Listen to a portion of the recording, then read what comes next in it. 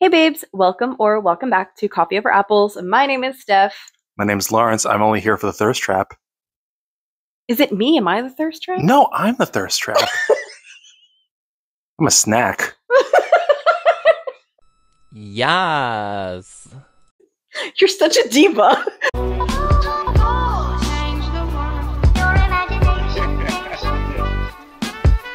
It could change the world. We read Why I Love Horror, an anthology of essays edited by Becky Siegel Spratford. Thank you so much to Saga Press for sending this to me in exchange for a review. I appreciate the free copy, and Lawrence loved it too. I absolutely loved it. When you first told me about this book coming out, I was like, this is exactly what I needed for my nonfiction. Because I'm not a nonfiction person at all. But honestly, I love horror, and this is just more to learn about, more to love about loving horror. We're horror buffs, and this was one of my most highly anticipated nonfiction releases of this year. It features a bunch of authors that I'm familiar with, and some that Lawrence is familiar with, and also some that I have on my TBR waiting to be read, and some that I've never heard before. I was concerned that I was going to mostly be enamored with the authors that I knew, but I actually had a lot of fun reading a lot of the stories from authors I didn't even know. Some of the authors that I was familiar with was like Stephen Graham Jones, Tananarive Due, Grady Hendrix, Josh Malerman, John Langan, that I'm looking forward to getting to know through the books on my TBR, like Gabino Iglesias and Rachel Harrison. But there's like 20 different authors, I think, in this book. And what Becky Spratford did was posed each of these contemporary authors the question, why horror? Why is it that you enjoy writing about horror? What drew you to the genre? What keeps you in the genre? Because each of these authors is kind of like a heavy hitter in the contemporary horror genre. They're some of the most relevant people in the genre today. Maybe we should just start with like, why is that we love horror? Why do we read horror? I did not always love horror. I was very averse to horror. I didn't think I hated it, but I was very sensitive about it. I think that I was kind of one of those people, and it was interesting to read some of the people in this book that talk about a similar initial experience with horror. I would see this scary poster, or I would see like a horror movie trailer. I love horror so much because it feels like a genre that is unapologetic in what it does. Horror is kind of unlike any other genre that you'll see in medium. You know, it's funny because I feel like being in the horror community, horror readers and writers and horror lovers are some of the sweetest people that you will meet. It's kind of like when I go to heavy metal concerts, like people who go to heavy metal concerts are some of the kindest, sweetest, most generous people that you will meet. And I feel like for me, there is something there about it being a form of escapism. I might make a connection to reading horror similar to what listening to metal does for me. There are actually studies out there that show that people who listen to heavy metal is a non-aggressive form of letting out internal frustrations and anger. Mm-hmm. Through listening to that kind of music as a form of processing. And so I feel like horror does that for me because it allows me to process things about the mirror that it holds up to society that are just sometimes horrible, but instead of talking about it and sitting on it in what has actually occurred, thinking about it through character lenses, through character analyzation, through plot analyzation, and kind of exploring the horrors of life, but in a safe space. Speaking of like heavy metal shows, there is kind of like a stigma with horror. Like in the same way that certain musical genres have like a stigma, like people are like averse to it. They're not big horror fans. Mm-hmm. When we were at a reading sprint events a few weeks ago, I brought actually this book there. And a lot of the things that were happening, one of the things we did was talk with one another about what we're reading. And a common thing that I've seen now going to different events is that people do not like horror. There are just people like, I think there's people that like will say like, I'm not the biggest fan of romance, or I'm not the biggest fan of like mystery, but people, when they don't like horror, they really don't like it. What do you think about that? I find it so interesting because where other people go to fantasy and to romance and things like that to escape, I feel a similar feeling, but with a genre that people are tend to be averse to. Horror feels kind of like the rap slash country of genres because it's like the one where it's like people are like, oh, I love everything except rap and country. And I know, I see you people out there. I see who you are. Horror is like that. I think there's something about being afraid, which you don't always have to be afraid when watching horror. I think there's a lot of horror that's kind of more there to just kind of like enjoy the ride. It's like a thrill show. But there are people that are very sensitive about being afraid. I think there's something very vulnerable about being afraid as a specific feeling when interacting with media that people are much more averse to showing. I think that's a great way to segue into something that the authors talked about in this book a lot. So I noticed it in pretty much almost all of the ones that I resonated with the most. So Gabino Iglesia mentioned it very specifically. Grady Hendrix talked about it. Stephen Graham Jones definitely talked about it when he talked about like ancient history and humans kind of starting in a place of horror. But it's about the humanity of it all. Mhm. That horror is a innately human feeling because it is something that many of us are constantly running away from, something that we are born into. The act of being born is something that is horrific in and of itself, even if it is a beautiful thing, and that sometimes beautiful things can be horrific, or the fact that they look beautiful because they're framed within the context of things that are not, or things that we're averse to. I remember one specific thing that one of the people at the reading event told me when I asked them, do they read horror? Was, and this is no slight to them, I think it's a very common feeling. They said, I don't read horror. I don't partake in horror. Life is scary enough as is. And this is kind of a topic also that some of the authors talk about. The idea that horror is not always about kind of reflecting the horrors of the world. On the contrary, a lot of horror is cathartic. A lot of it is escapism. What horror writers will often do is create something scary that is much more easy to digest, as opposed to the horrors of war, the horrors of famine, the horrors of the modern real world, the horrors we see every day on television and online. We're given dolls and serial killers and aliens, things that like we can kind of process in a more comfortable environment. Yeah, process in a comfortable environment is a good way of putting it. And it's interesting that we say in a comfortable environment because horror as a genre rests in us dealing with the uncomfortable. I find it comfortable in the sense that I know it's a story. I know that it's a story that I can put down at any time, that it is something that has come from someone's imagination, and that if it's a topic that I particularly resonate with, it's a story from someone who has kind of some kind of shared experience. I think that's also kind of where the horror tropes come into play. You kind of get used to the idea of like, in the same way that like Hallmark movies kind of have the tropes that kind of keep looping around, horror tropes kind of give us this comfort food. They give us this structure that we are used to. You know that the slasher film is going to kind of pick out people one by one. They'll be the final girl. They're going to have their like kooky, over the top, gory kills.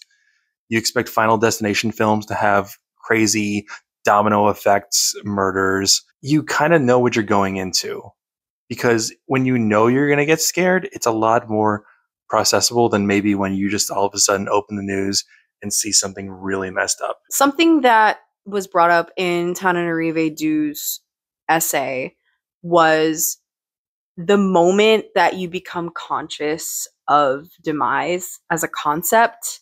Some people just never learn or find a way to cope with moving away from that idea, moving it out of the front of their mind.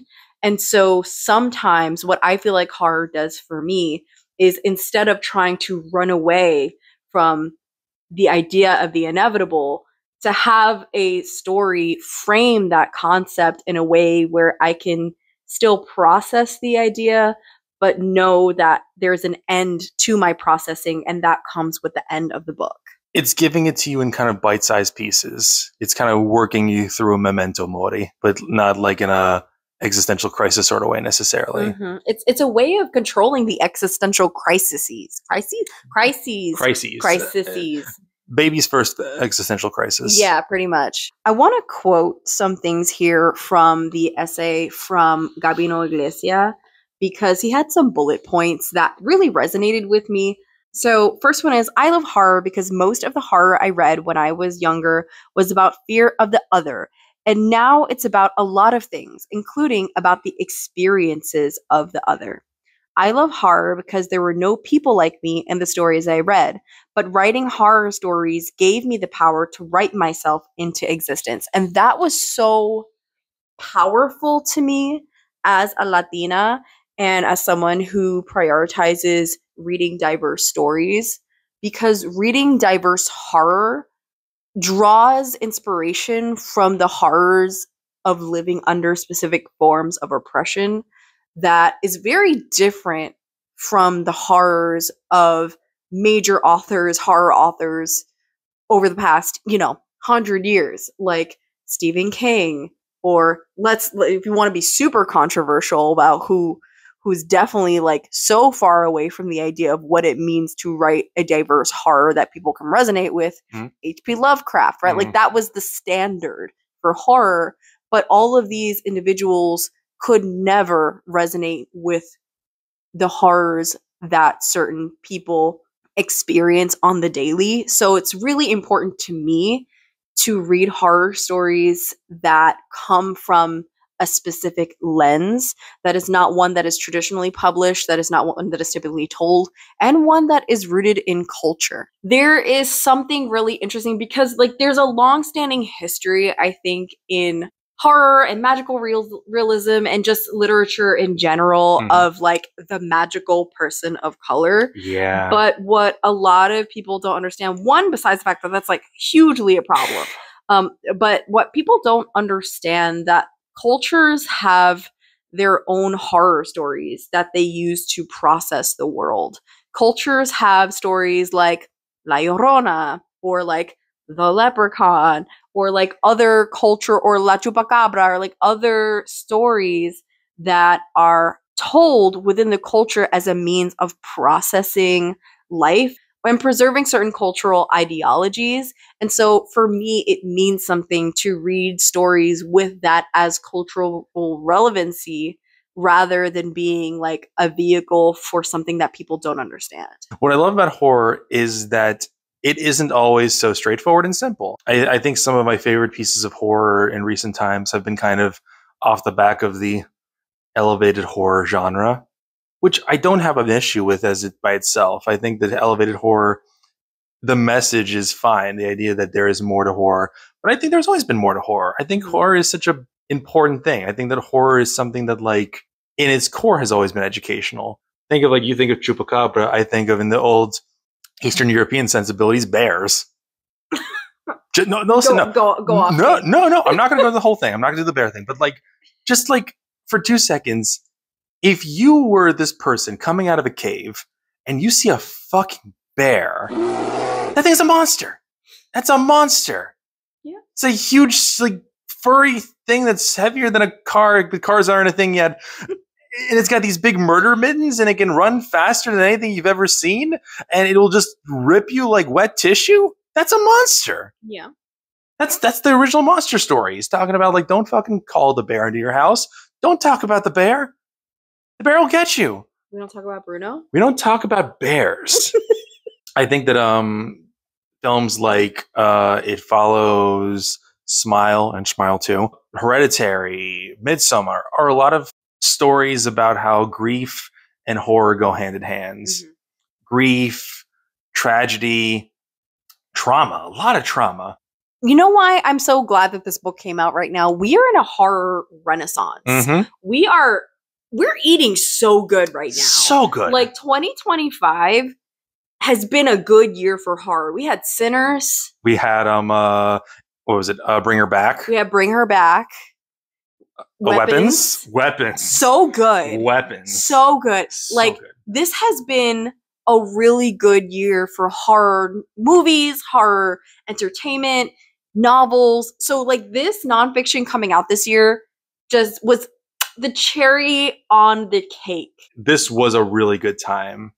Because like in the forefront, there's also like, maybe not this year, but like in the last few years, we really have been enjoying Grady Hendrix. And we've been really enjoying like Josh Malerman's Incidents Around the House, which I absolutely adored. And I've been really loving my Stephen Graham Jones. Horror kind of is a very versatile genre as well. Yes. Because like horror is comedy, horror is tragedy, horror can be action. Sometimes. Horror romance is a subgenre that is so hard to find. But I feel like once you find it and it hits really well. I feel like I got to make a video recommendation of horror romance at some point because it is so hard to find. But anyway. Sci-fi horror, gothic horror, cosmic horror. And it's not that like other genres can't cross over.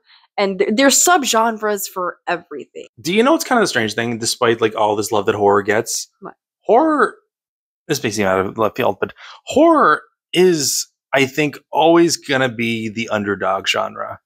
Because I think that people aren't going to change. Human nature is not going to change. I think that horror will always have this backseat perspective in the genres because, number one, I admit that probably the Oscars are never going to give them a chance again. Horror being the underdog genre means that it's always going to have those like fringe followings, those cult followings. Horror as the underdog genre has what I call the genre's jester's privilege. Okay. Now, jester's privilege basically just means, I'm going to be real quick, is that in the olden times, the court jester had what's called jester's privilege. They could say and do whatever they wanted to because they were the jester. They were not to be taken seriously. But they were able to make profound points, to educate, and oftentimes be counsel to monarchs because even though what they were saying was not to be taken seriously, they could say it. And they could share it, and they could speak truth to power. Horror is the same way. Horror is like the only genre that really can get away with doing that. It can kill the CEOs. It could bring down the tyrants. It could bring out the most horrific monsters out of every spot. It can shine a light on any monster anywhere. And people don't have to take it seriously. It's just horror. It's a stupid it's a scary movie. And it can send messages where other genres can't. And that's fucking cool. This came out on September 23rd. I don't know when this video is going up. If you are interested in horror as a genre, but you're nervous to maybe pick up a horror novel, this might be an interesting place to start. Not gonna lie. I think it's also like important to just say that if you're not a person who's like tried horror yet, it's never too late. Look at me. I was like in my like late 20s, early 30s when I really got into horror. It's never too late to get into anything. Honestly, yeah. Don't be so scared to read horror. Yeah, I think that's a good closing. That's pretty good. Let us know if you enjoyed this kind of content. If you'd like to see more videos like this, consider giving this video a thumbs up, subscribing, becoming a channel member, get access to our Discord where you can talk to me about more shenanigans or talk to him. Oh, sometimes. I post videos whenever I feel like it. Thanks for watching. Bye. Bye. Mr. Wonka work the factory.